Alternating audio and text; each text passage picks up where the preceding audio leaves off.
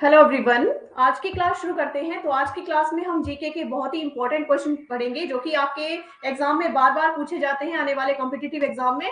तो ये important question है आपके, जैसे कि टेट है, TGT, arts, medical, non medical, JBT, LT commission या अदर कॉम्पिटिटिव एग्जाम के लिए बहुत इंपॉर्टेंट क्वेश्चन है। तो चलिए इनको अच्छे तरीके से सॉल्व करेंगे, यानी क्या क्या क्वेश्चन है और कैसे इनके आंसर निकलेंगे। तो अच्छी तरह से इनको हम आज डिस्कस करेंगे जो ऑप्शन इनमें रहेंगे। चलिए क्वेश्चन नंबर 1 से शुरू करेंगे। क्वेश्चन नंबर 1 है जीके का।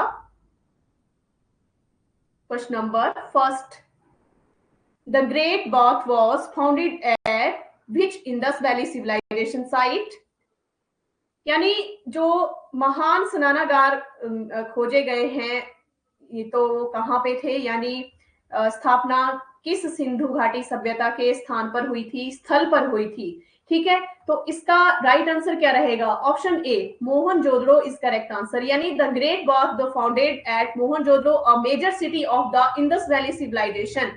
ठीक है, यानी महान स्नानागार, महान स्नानागार की जो स्थापना हुई थी सिंधु घाटी सभ्यता के प्रमुख शहर, जो मोहनजोदड़ो है ये भी याद रखना है, सिंधु घाटी सभ्यता का प्रमुख शहर रहा है। ठीक है, और यहाँ पे इसकी स्थापना की गई है। और ये मोहनजोदड़ो है कहाँ पे? ये जो मोहनजोदड़ो है ये भी याद रखना है कि ये पाकिस्तान, पाकिस्तान में सिंध प्रांत, पाकिस्तान में सिंध प्रांत के लरकाना में स्थित है। कहां पे स्थित है? लरकाना में स्थित है। तो ये आपने क्वेश्चन जो है यहाँ से आपके 2 से 3 क्वेश्चन एक ही क्वेश्चन से बन जाते हैं। तो अच्छे से क्वेश्चन आपने ये पढ़ने हैं ताकि आपको ज्यादा इसमें जैसे क्वेश्चन हम पढ़ते हैं तो एक एक करके पढ़ते हैं, तो आपको एक में से ही 2 से 3 क्वेश्चन यहाँ पे सॉल्व हो जाते हैं। ठीक है, तो ये इसका राइट आंसर रहेगा मोहनजोदड़ो। ठीक है, प्रमुख शहर है पाकिस्तान के सिंध के प्रांत के लरकाना में ये स्थित है। ठीक है, and question number second, who defeated Prithviraj Chauhan in the second battle of Tarain. तो तराइन की दूसरी लड़ाई में जैसे पृथ्वीराज चौहान का नाम आ रहा है, तो इसका राइट आंसर क्या रहेगा? Who defeated Prithviraj Chauhan in the second battle of Panipat, sorry Tarain. Tarain का युद्ध यहाँ पे पूछा गया है, तो यहाँ पे हम बोल सकते हैं in the second battle of Tarain Prithviraj Chauhan was defeated by Mohammad Ghori. तो इसका option B is correct answer, यानी मोहम्मद गौरी इसका राइट आंसर रहेगा।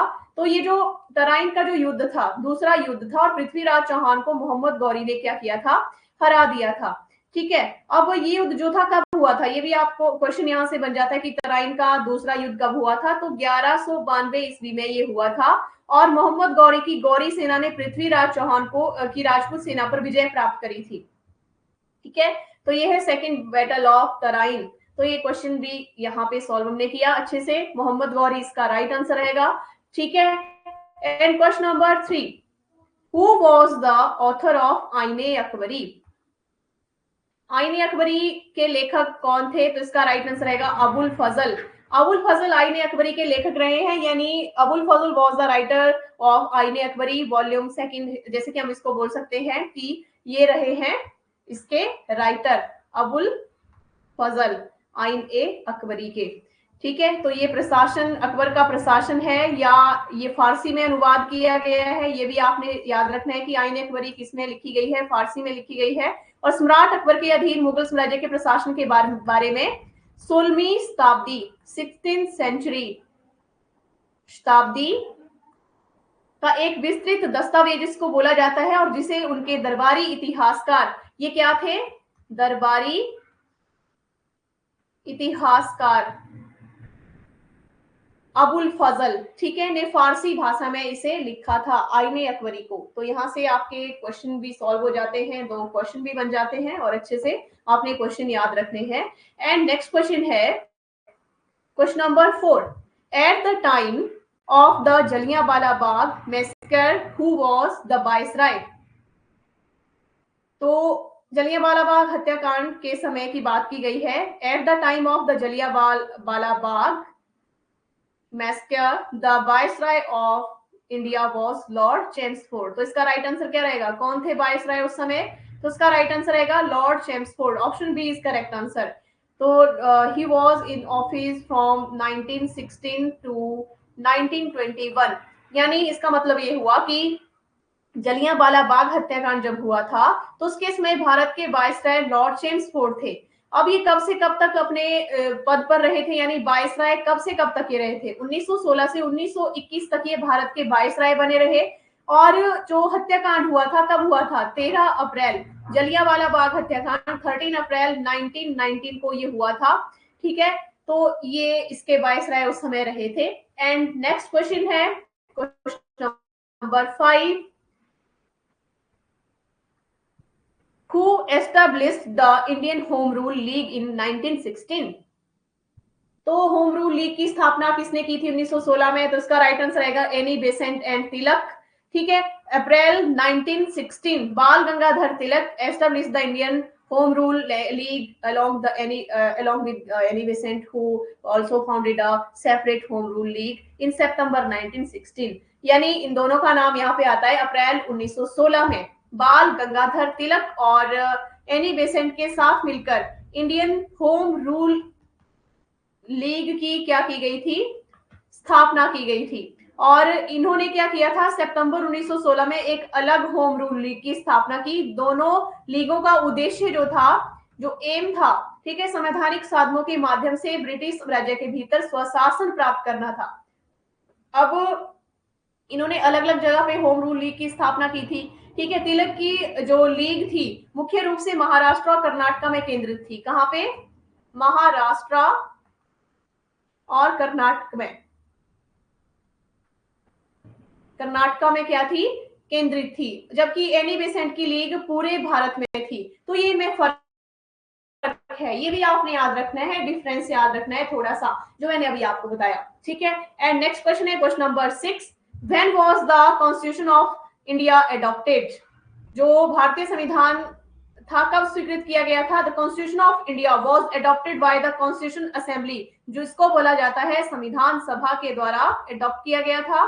ठीक है, कब किया गया था? ऑन नवंबर 26 नवंबर 1949, ठीक है, को ये अडॉप्ट किया गया था। यानी भारत का संविधान 26 नवंबर 1949 को संविधान सभा द्वारा अपनाया गया और ये लागू हुआ था 26 जनवरी 1950 को।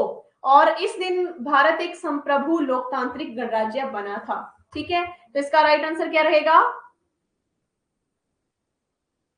संविधान सभा ने कब अपनाया था? 26 नवंबर 1949। तो इसका right answer option B is correct answer. ठीक है, तो ये आपने याद रखना है। एंड नेक्स्ट क्वेश्चन है question number 7। Which committee recommended the establishment of Panchayati Raj in India? तो इसका राइट आंसर ऑप्शन ए रहेगा Balwant Rai Mehta committee recommended the establishment of Panchayati Raj in India. तो किस तरह से इन्होंने रिकमेंड किया था उस समय?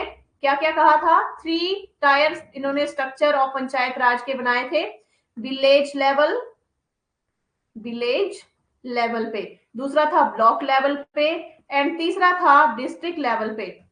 ठीक है, तो इस तरह से बनाया गया था। अब विलेज लेवल पे जो पंचायती कौन थी? जैसे ग्राम पंचायत थी। ठीक है, ब्लॉक लेवल पे थी कौन सी? ब्लॉक समिति और जनपद पंचायत और पंचायत समिति। जबकि डिस्ट्रिक्ट लेवल पे थी जिला पंचायत। ठीक है, तो इस तरह से किया गया था। और ग्राम पंचायत जो थी ग्राम सभा, ग्राम पंचायत और नया पंचायत जो थी बनाई गई, न्याय पंचायत इसको बोला जाता है। तो इस तरह से गठित की गई थी। त्रिस्तरीय प्रणाली भी आप इसको बोल सकते हैं।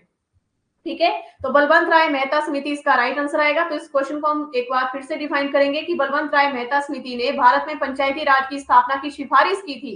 रिकमेंडेड किया था इन्होंने कि पंचायती राज जो है शुरू किया जाए। और इस समिति की स्थापना कब हुई थी? तो इस समिति की स्थापना जो हुई थी 1957 में सामुदायिक विकास कार्यक्रम और राष्ट्रीय विस्तार सेवा का मूल्यांकन करने के लिए की गई थी। ठीक है, अब ये जो समिति थी इसने स्थानीय स्वशासन की 3 स्तरीय प्रणाली की सिफारिश की, जैसे कि अभी मैंने आपको बताया ग्राम स्तर पर, ठीक है, ग्राम पंचायतें थी, ब्लॉक स्तर पर पंचायत समिति और जिला स्तर पर जिला परिषद थी। ठीक है, तो ये 3 स्तरीय इसको हम बोलते हैं। एंड क्वेश्चन नंबर 8, और ये क्वेश्चन सारे एक्सप्लेनेशन के यहीं से बहुत सारे कवर हो जाते हैं। क्लास में आपने सारे क्वेश्चन कवर करने हैं।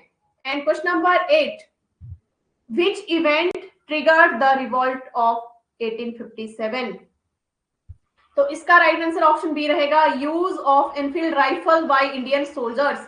यानी यहाँ पे एक तत्कालिक कारण बना था ये। The revolt of 1857 was sparked by the introduction of new Enfield rifle cartridge and इसमें क्या था कि ये वैसे हम सब जानते हैं इसका कारण। तो 1857 का विद्रोह एक नए जो एनफील्ड राइफल थी, कारतूसों, जो कारतूस थे उनके प्रचलन से शुरू हुआ था। जो स्पार्किंग हुई थी वो यहाँ से हुई थी, ठीक है। और उसमें क्या हुआ था, इसके बारे में एक अफवाह फैल गई कि उनमें जानवरों की चर्बी लगी हुई थी, यानी गाय और सुअर की चर्बी, कि इन कारतूसों में गाय और सुअर की चर्बी भरी हुई है, जिनको क्या करना पड़ता था, हिंदू और मुस्लिम यानी जो सैनिक थे उनको मुंह से काटकर उनको खोलना पड़ता था। तो इसमें हिंदू और मुस्लिम दोनों सिपाहियों में नाराजगी हो गई। अब चर्बी लगे कारतूस जो थे, जो कारतूस थे जिनमें चर्बी लगी हुई थी, वही इसका तत्कालिक कारण बने।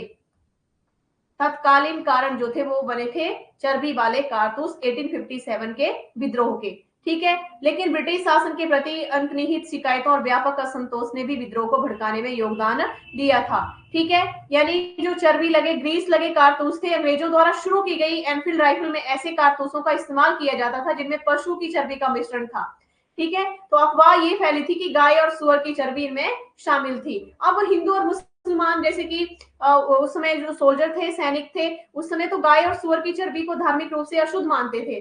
तो इन कारतूसों का उपयोग करने से उन्होंने क्या कर दिया, मना कर दिया, जिसके कारण व्यापक असंतोष और विद्रोह जो था वो फैला था। तो ये था 1857 का जो विद्रोह था। काफी कुछ इसमें रहता है, तो हमने यहाँ पे क्वेश्चन के अकॉर्डिंग इसको एक्सप्लेन किया है। आपको अच्छी तरह से ये क्वेश्चन भी समझ आ गया होगा। एंड क्वेश्चन नंबर 9 है, who was the founder of the Maratha empire. Maratha empire के साम्राज्य के संस्थापक कौन थे? तो इसका राइट आंसर रहेगा शिवाजी महाराज। शिवाजी महाराज इस करेक्ट आंसर। इनको बोला जाता है Chhatrapati, Chhatrapati Shivaji Maharaj. Chhatrapati Shivaji Maharaj is considered the founder of the Maratha Empire. He established an independent Maratha kingdom in the late 17th century.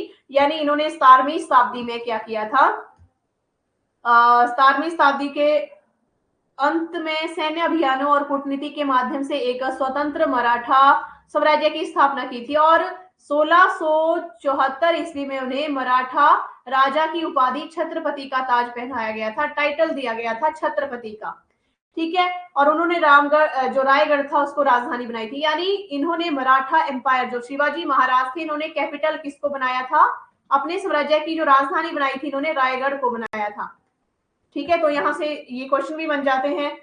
तो इसका राइट आंसर रहेगा Chhatrapati Shivaji Maharaj. And question number 10 है, the famous battle of Panipat in 1526 was fought between. प्रसिद्ध पानीपत का युद्ध जो था 1526 में जो लड़ा गया था वो किसके बीच में लड़ा गया था? तो इसका राइट आंसर क्या रहेगा, किसके बीच में लड़ा गया था? बाबर और इब्राहिम लोदी के बीच में। Option C is correct answer, Babur and Ibrahim Lodi.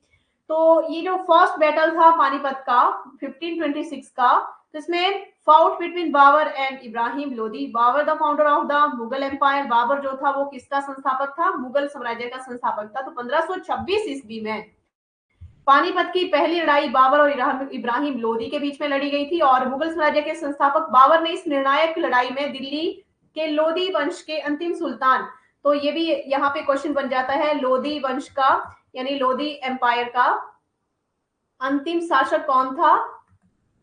अंतिम शासक इब्राहिम, सुल्तान इब्राहिम लोदी को क्या किया था, इस युद्ध में हरा दिया था। और इस जीत ने भारत में मुगल साम्राज्य की या शासन की शुरुआत कर दी थी। तो यहीं से जो था मुगलों ने शासन करना शुरू कर दिया था। तो ये क्वेश्चन भी आपको अच्छे से क्लियर हो गया होगा। और इस तरह से ये क्वेश्चन यहाँ पे आपके आने वाले एग्जाम के लिए कवर किए गए हैं। ये इंपॉर्टेंट क्वेश्चन है, एग्जाम में पूछे जाते हैं, जैसे कि TET, TGT arts, medical, non medical, GBT, LT, commission, या इसके अलावा जैसे कि अदर एग्जाम है, कॉम्पिटिटिव एग्जाम है, तो उनके लिए भी काफी इंपॉर्टेंट क्वेश्चन ये रहते हैं। तो सारे क्वेश्चन आपने 1 बाय 1 कवर करने हैं क्लास में। और इसके अलावा वीडियो को ज्यादा से ज्यादा लाइक और शेयर करना है, साथ में यूट्यूब चैनल को भी सब्सक्राइब करें।